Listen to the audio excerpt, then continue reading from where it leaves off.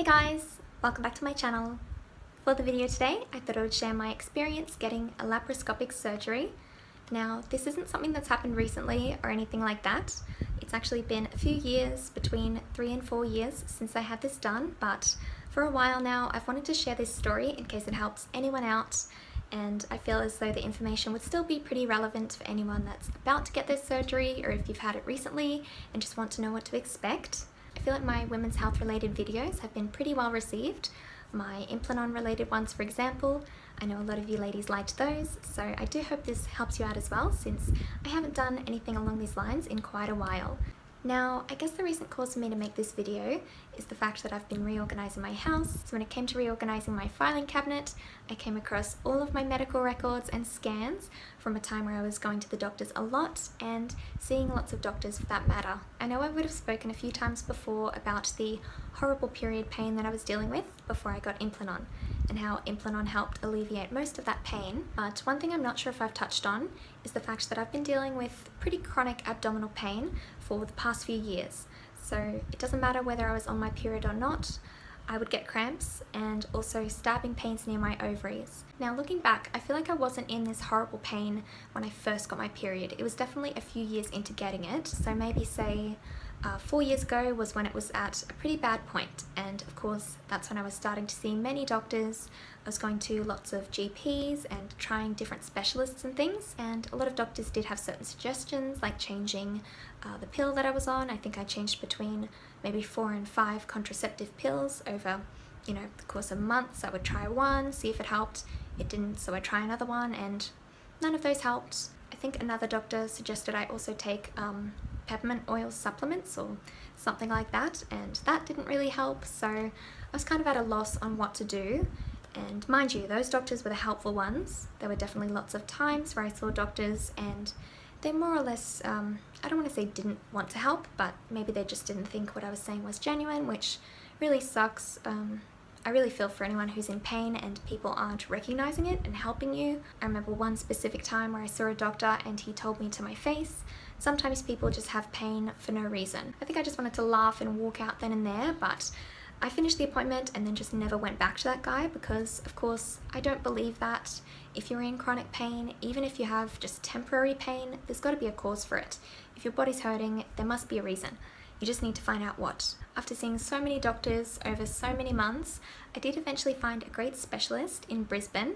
She was very helpful and actually took me seriously.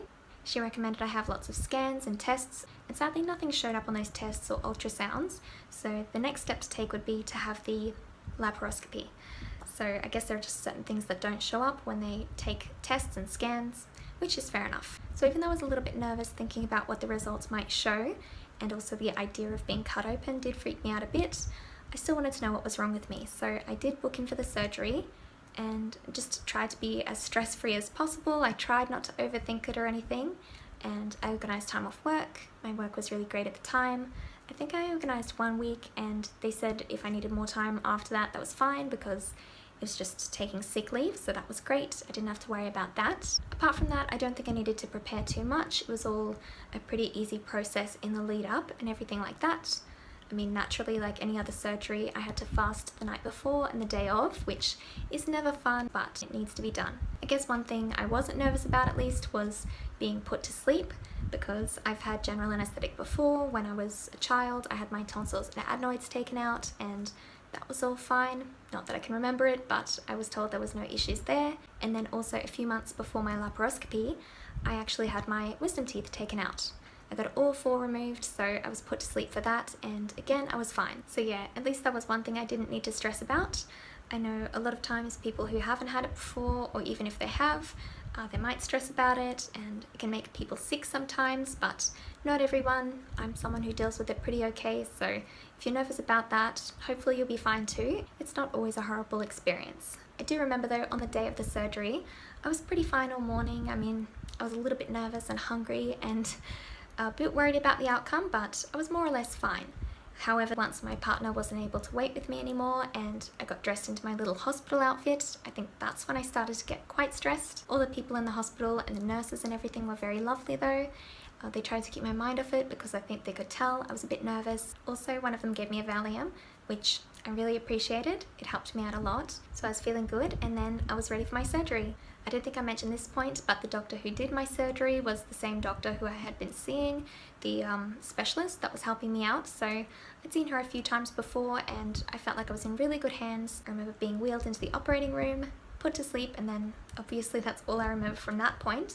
Then after the surgery, when I woke up in the recovery area, I remember I kind of woke up like I did previous times, so I didn't feel sick or anything. I surprisingly didn't feel in any pain.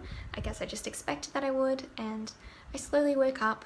I do remember though, at the time, there's something I faintly remember and something that they also told me about afterwards to remind me, but I had a reaction to morphine, and I just would have assumed that I've had it before, but maybe I didn't have a reaction then. When I had it and I was waking up, I was a little bit itchy and apparently a little bit rashy, so they think that was from the morphine, and I mean, it wasn't a horrible reaction or anything. I've just been told not to have it again. So that was interesting.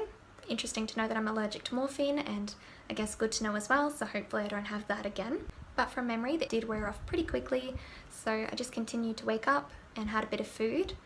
I do remember as well, I had a quick chat to my doctor. Of course, I did need to wait for a proper follow-up appointment to discuss everything and what the results were, but she touched base with me and said that there was no sign of endometriosis, which I felt two ways about. I mean, of course, I was happy I didn't have it because, I mean, I was worried about my fertility if I did, but on the other hand, I was a little bit upset at the fact that I went through all of that and still didn't know what was wrong with me.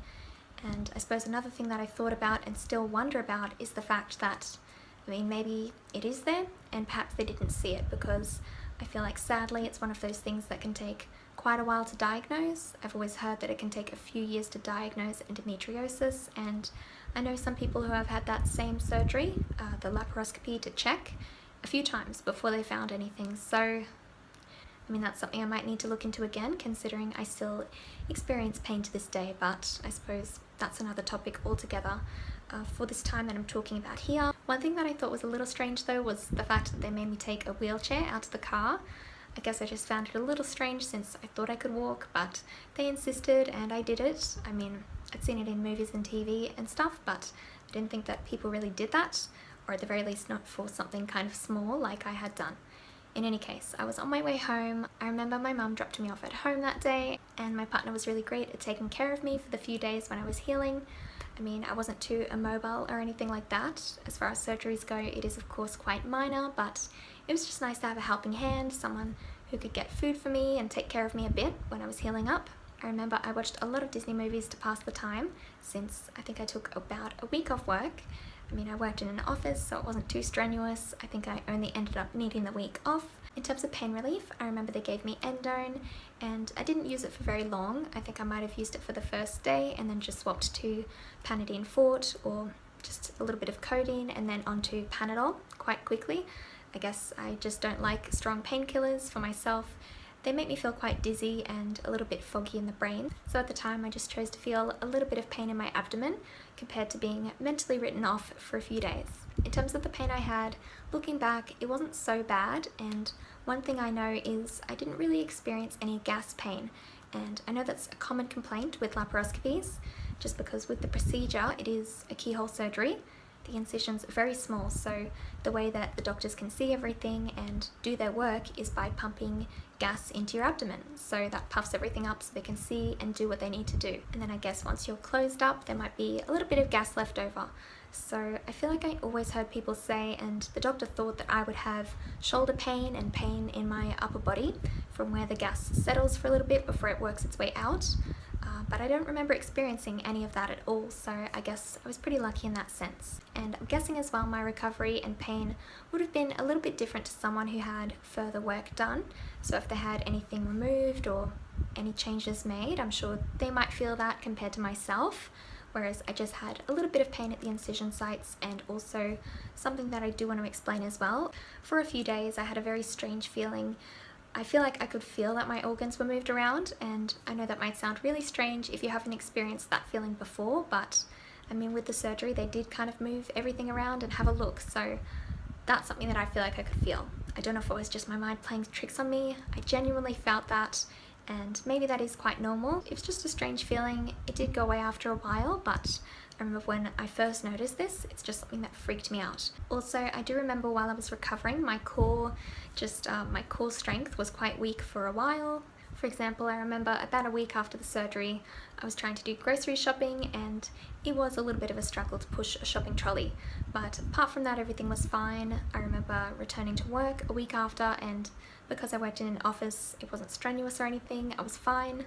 I do believe as well that I was instructed to take a break from very strenuous exercise for a few weeks, but it wasn't long before I was back to normal. I think it was about a week after my surgery when I went back to my doctor for my follow-up and she removed a stitch. I did actually have 2 incisions. One of them was in my belly button and that was a dissolvable stitch, and I also had an incision on the lowest part of my abdomen and that was a real stitch, so she needed to pull that out. I was surprised as well, I will say, because I've never had stitches before and getting it removed felt really strange. I mean, maybe it was the placement, but it just felt like slow motion pulling the string through my skin. That was not pleasant. Like I said, it was only 1 though, so it wasn't a big deal. In terms of how the incisions healed, that all went pretty fine. The one on my low abdomen, you can kind of still see it's just a little bit of a raised scar, but it's probably less than 1 centimeter long just from the incision and also where the stitch was. So it kind of looks like a division sign, but no one ever sees it and it's white anyhow, so barely noticeable for even me. And as for my belly button, it did change shape, so it used to be more or less a perfect circle, and now that it's healed up, it's kind of like an oval, a sideways oval, I guess you could say. I mean, it's not a big deal. I will admit there are some days where I look at it and think, I wish it looked how it used to, and I've wondered if a doctor would be able to fix it, but I know it's just a very small vanity. My partner doesn't mind, he can barely notice, and no one else sees my belly button anyway. Anytime I wear anything cropped, I'm always wearing high-waisted pants and skirts just because I like that look anyhow, and same with swimwear, always high-waisted or one-pieces. So if I didn't say it, no one would really know. But now I think that's everything I wanted to mention about my laparoscopy. I'm not certain yet, but I'm thinking I might be getting another one soon just to try and check again to see why I still have pain.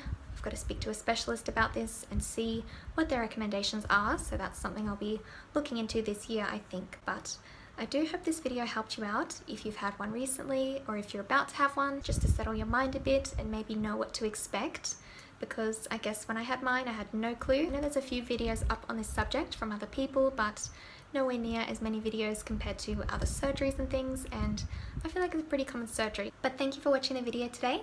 I do hope you found it helpful. Please give me a thumbs up if you did, and subscribe if you haven't already. Thanks again for watching, and hopefully I'll see you next time. Bye!